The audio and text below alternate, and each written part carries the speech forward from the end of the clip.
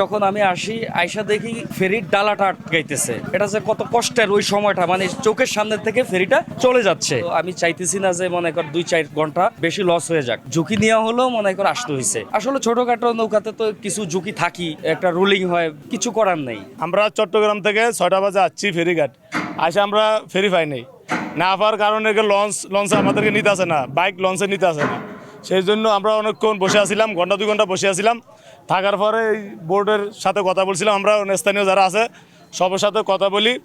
আমরা এই যে আপনার 800 টাকা করে একটা গাড়ি পার করাই দিব, তো আমরা এই বোট দিয়ে আসলাম। আর এটা অবশ্যই ঝুঁকিপূর্ণ একটা বোট, যায় তো অবশ্যই ঝুঁকিপূর্ণ, যাতে আমাদের গাড়ি আছে, জীবন আছে।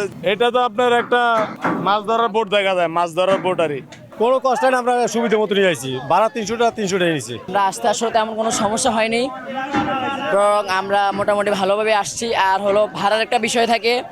দেখুন, আমরা আমি ঢাকায় 20 বছর আসা যাওয়া করি, কিন্তু আমি গত ঈদেও 500 টাকায় ভাড়ায় আসা লাগছে এই লঞ্চেই, সেম লঞ্চেই, কিন্তু এবার ভাড়া 400 টাকা।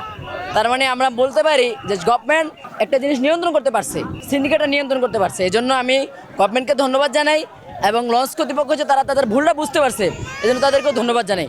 মানে একটু ওই সাইডে লস নাই, তো সবগুলো লস এখানে চলে যাচ্ছে। আর ওখানে যে সিটের একগুলো আছে ওগুলো আসছে, এগুলোতে আসাটা আমি মনে করি অনেকটা বেটার। কারণ ওগুলো একদম খোলা, মানে পুরো সময়টা ধরে দরকার 2 ঘন্টা 2.5 ঘন্টা থেকে রোদের ভিতরেই থাকতে হবে। তো তার সাইডে আধা ঘন্টা চলে যাচ্ছে, সেটা ভালো হয়েছে না? হয়তো এটাতে রিস্ক হয়েছে, ঠিক আছে, কিন্তু ওরাও অবশ্য সবাই চেষ্টা করে একটু সেফটিতে চালানোর জন্য।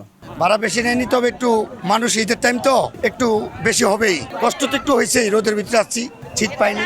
আমি আসছি লক্ষ্মীপুর নোয়াখালী থেকে, মধুসূদরি হাট হয়ে। আসলে যখন আমি আসি আইসা দেখি ফেরির ডালাটা আটকাইতেছে। এটা যে কত কষ্টের ওই সময়টা, মানে চোখের সামনে থেকে ফেরিটা চলে যাচ্ছে। আমরা তো জানি বৃহত্তাকার ভোলাবাসী, মনে কর নেক্সট ফেরির জন্য অপেক্ষা করতে গেলে দেখা যাইতেছে 4টা-5টা বাজবে। আসলে নারীর টানে বাড়িতে ছুটে আসা, আসলে আমি চাইতেছি না যে মনে কর 2-4 ঘন্টা বেশি লস হয়ে যাক, ঝুঁকি নেওয়া হলেও মনে কর আসতে হয়েছে। আসলে ছোটোখাটো নৌকাতে তো কিছু ঝুঁকি থাকি, একটা রুলিং হয়, মানে কিছু করার নেই, বাধ্য হয়ে আসতে হয়েছে। ঝুঁকি নিয়ে এটা হলো মাছ ধরার ট্রলার, তাদেরকে মনে কর 1 টাকার ভাড়া 10 টাকা দিয়েও আসতে হয়েছে, ঝুঁকিও নিতে হয়েছে। দাঁড়াই আসছি তো, জামজট নাই, দাম ধারাই আসছি, 300 টাকার ভাড়া নিচ্ছে। সমস্যা হলে ঘটনা যাত্রী একটু বেশি, তো প্রথম ছাড়ছে, এই জন্য একটু সমস্যা হয়েছে।